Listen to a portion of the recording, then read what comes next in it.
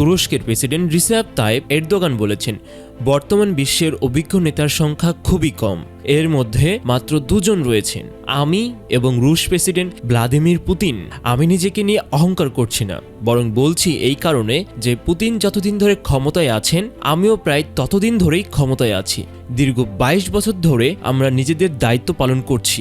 অন্যরা অনেক আগেই ক্ষমতা ছেড়ে চলে গেছেন। তিনি আরও বলেন, রাজনীতিতে সংলাপ অত্যন্ত গুরুত্বপূর্ণ।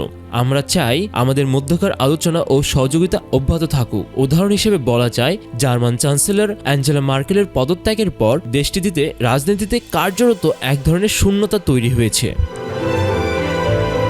এরদোগান তার বক্তব্যে জার্মান আরেক সাবেক চ্যান্সেলর গারহার্ড শেয়ারডারের প্রশংসা করে বলেন, শেয়ারডারের প্রতি আমার গভীর শ্রদ্ধা রয়েছে। তিনি সত্যিই অসাধারণ একজন নেতা ছিলেন। আমাদের প্রতিও তার সম্মানবোধ ছিল অনন্য। পবিত্র রমজান মাসে যখন তিনি আমাদের সঙ্গে বসে ইফতার করতেন, তখন ইফতারের টেবিলে বসেও তিনি কখনো বিয়ার পান করতেন না। মুসলিমদের প্রতি তার এই সম্মানবোধ আমাকে মুগ্ধ করত।